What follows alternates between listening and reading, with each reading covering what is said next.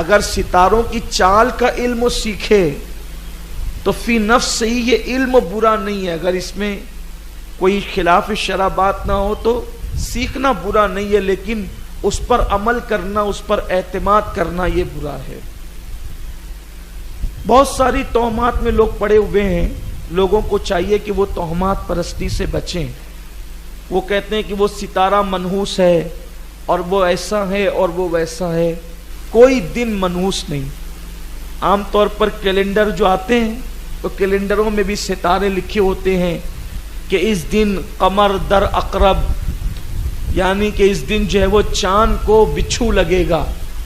قمر در عقرب کا عقرب کہتے ہیں بچھو کو، تو یہ قمر در عقرب لکھا ہوا ہوتا ہے۔ تو جب ہم شادیوں کی یا مبارک کاموں کی تاریخ طے کرتے ہیں تو عقرب والے دن طے نہیں کرتے، یہ فضول بکواس۔ اسلام میں اس کی کوئی شرعی حیثیت نہیں۔ بابا گیوں کے یہاں اس کی حیثیت ہو سکتی ہے، لیکن اسلام جو حضور علیہ السلام لے کر آئے اس میں کوئی اس کی حیثیت نہیں ہے۔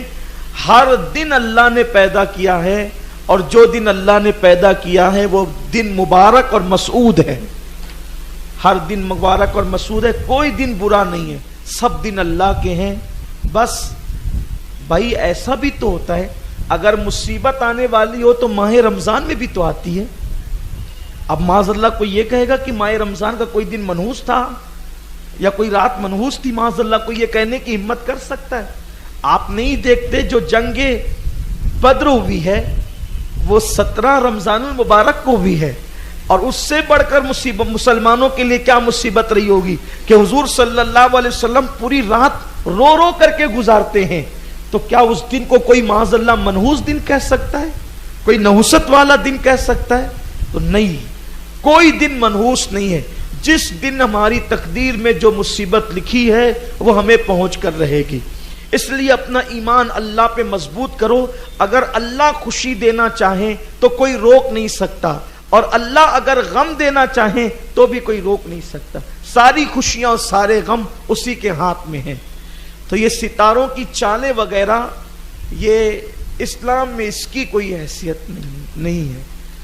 تو اس ستاروں کا علم سب سے پہلے حضرت ادریس علیہ السلام نے دنیا کے سامنے پیش کیا۔ سب سے پہلے قلم جو بنائی ہے، قلم لکھنے والی، وہ حضرت ادریس علیہ السلام نے بنائی۔ آپ نے قلم بنائی اور سب سے پہلے قلم سے لکھا بھی حضرت ادریس علیہ السلام نے۔ یہ بھی اگر یہاں طلبہ موجود ہیں جو اسکول کالج پڑھتے ہیں، مدرسہ پڑھتے ہیں، یا بچیاں سن رہی ہے جو اسکول کالج پڑھتے ہیں، تو ان کو یہ سمجھ لینا چاہیے کہ دنیا میں جتنی بھی نئی چیزوں کی ایجادات ہے سب اہل اسلام کی ہے۔ اہل کفر نے اس کو اپنے سر باندھ لیا ہے، ورنہ اس کی بنیاد اسلام نے عطا فرمائی ہے۔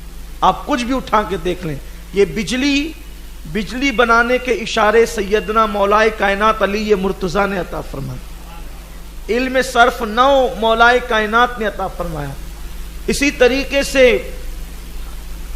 آواز کی لہریں ہوا کے دوش پر سفر کرتی ہے، یہ تصور صحابہ کرام میں سیدنا فاروق اعظم نے عطا فرمایا، امام زین العابدین نے عطا فرمایا۔ اس طریقے سے بڑی تفصیل ہے۔